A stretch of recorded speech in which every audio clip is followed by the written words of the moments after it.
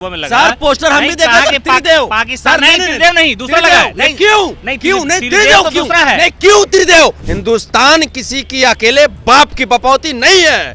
ये लोग देश को बेचने का काम कर रहे हैं। देश को बेचते बेचते अब धर्म पे व्यापार करना शुरू कर दिए। हिंदुस्तान सबका है और ये सब ढोंगी पाखंडी नहीं बताएगा कि हिंदुस्तान कैसे चलेगा। दोनों चीजें हैं, दोनों चीजें। ऐसे ऐसे पाखंडियों को रोकना, ऐसे ऐसे पाखंडियों को सबक सिखाना, ये डीएसएस का परम कर्तव्य बन चुका है। ये देशद्रोही है, ये डरपोक है। हिंदू हम भी हैं और गर्व से कहते हैं कि हिंदू हैं।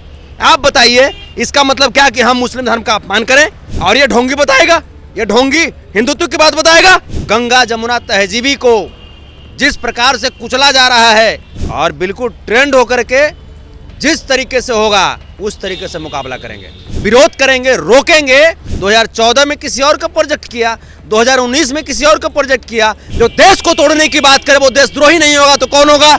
आरएसएस का नाम आपने सुना होगा, जिसको लेकर के लालू प्रसाद यादव और राजद परिवार समेत जो सेकुलर पार्टियां हैं वो लगातार हमले करती है। लेकिन अब डीएसएस सामने आ गया है और तेज प्रताप यादव ने फिजिकल ट्रेनिंग दी और सारी चीज़ें सिखाई। सियासत के गुण के आरएसएस का मुकाबला डीएसएस कैसे करेगा? हमारे साथ संतोष रेणु यादव हैं, डीएसएस के प्रधान महासचिव बनाए गए हैं। ट्रेनिंग में थे आप लोग। बाबा बागेश्वर को लाठी डंडा क्या क्या से रोकने का प्लान, सारी चीज़ें सोशल मीडिया पे चल रही है। एक नई टीम तेज प्रताप यादव ने बना दी है। ये बहुत सशक्त टीम है और देशभक्तों की टीम है, देशभक्तों की फौज है। ये जो नकली ढोंगी पाखंडी ये लोग जो देश को तोड़ने की सोच रखे हैं, ये भाजपा के जो मोहरे जो पेश किए जा रहे हैं 2024 के लिए, इन भाजपा के मोहरों को हर तरीके से हम लोग जवाब देने का काम करेंगे और उसके लिए हम लोग प्रतिबद्ध हैं। उसके लिए ट्रेनिंग भी लिए हैं और बिल्कुल ट्रेंड होकर के जिस तरीके से होगा उस तरीके से मुकाबला करेंगे। नहीं, तेज प्रताप यादव जी ने अपने बाद सबसे बड़ी जिम्मेदारी आपको दी है। इसके पीछे कुछ खास रणनीति है कि संतोष रेणु अगर रहेंगे तो मजबूत होगा संगठन और लोगों के अंदर दिलेरी आएगी, जिस तरह से बयानबाजी आपकी रहती है?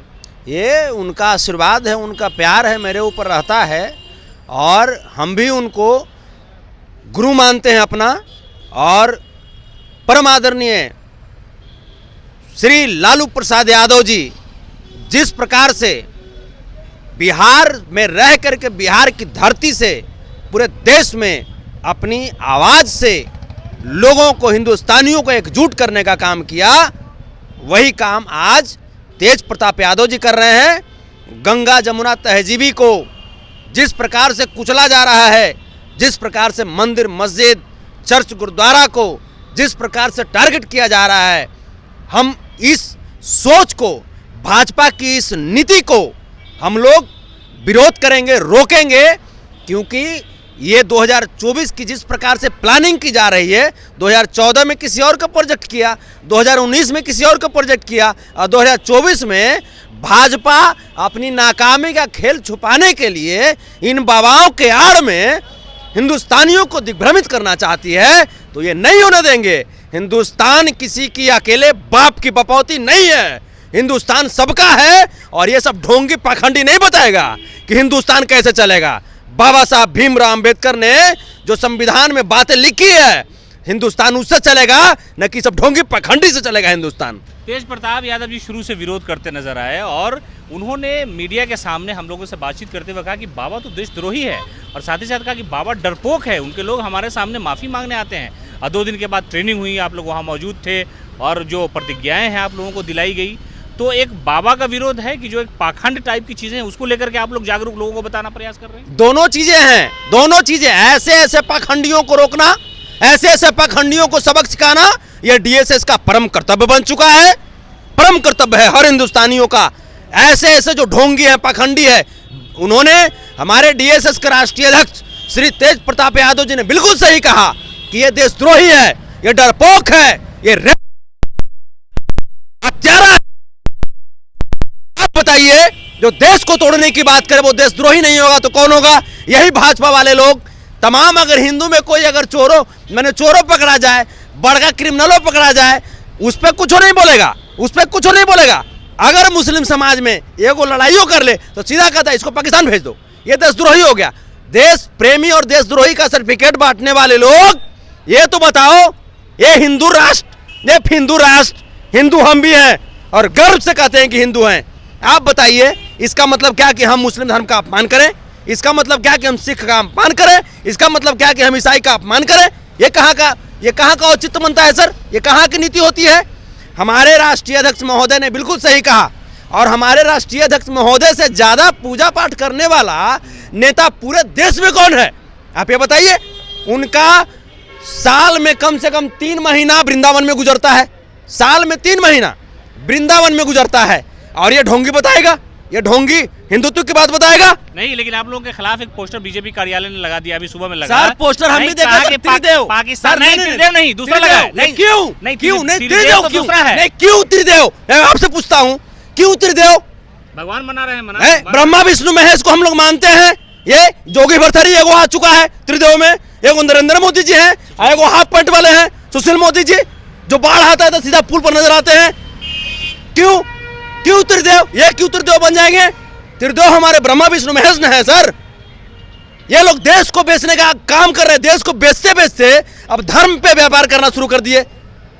ये लोग बताए ना, मणिपुर में इतनी महिलाएं मर गई सर, बताए देश की अर्थव्यवस्था इतना गिर गया सर, बताए। ये नरेंद्र मोदी जी मन की बात करते हैं, तो मन की बात हम सुनेंगे मर्दे हैं? देश की बात सुनेंगे, देश की बात करो, देशवासियों की बात करो। मन की बात सुनने के लिए हम लोग हैं, मन की बात सुनेंगे हम। आप लोग देश की बात आप लोग करेंगे, डीएसएस बनाए हैं ना, तो डीएसएस लोगों को बताएंगे ना कि लोग धर्म का कैसे इस्तेमाल करें। लेकिन एक पोस्टर आज फिर लगा दोपहर में, उसमें ये लिखा है कि जो लोग बाबा का विरोध कर रहे हैं या तो वो पागल खाना जाए या जो सबसे फेवरेट जगह पाकिस्तान चले जाइए। अच्छा, पाकिस्तान की याद आ रही है बहुत ज्यादा। इसका मतलब पाकिस्तान से बहुत गहरा संबंध है तुम लोगों का। बीजेपी वालों का पाकिस्तान से बहुत गहरा संबंध है, और जितने भी भारत के दुश्मन हैं उन सभी लोगों से बीजेपी वालों का गहरा संबंध है। बीजेपी देश को सर बर्बाद कर दिया, बीजेपी देश को बेच दिया सर, देशवासियों को। यही बीजेपी के लोग आरा के रमना मैदान में हैं, बिहार की बोली लगाए थे विशेष राज्य पे, क्या हो गया? यही नरेंद्र मोदी जी बोले थे कि हर साल 2 करोड़ नौकरी देंगे सरकारी। हुआ क्या सर? 10 साल में 20 करोड़ लोगों को सरकारी नौकरी मिला क्या? उसके बाद जब सत्ता में कहते पकौड़ा तलो, चाय बेचो। कितने बीजेपी के नेता का बेटा पकौड़ा तल रहा है, चाय बेच रहा है?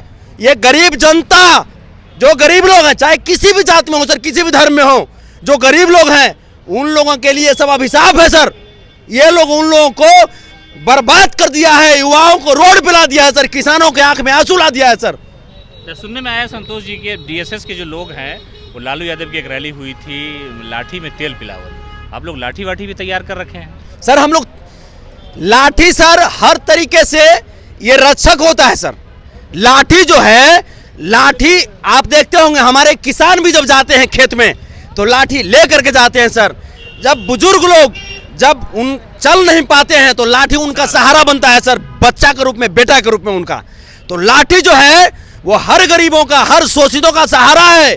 हम लोग तलवार थोड़े बांट रहे हैं सर, तलवार हम लोग बांट रहे हैं, हम लोग लाठी लेकर चल रहे हैं।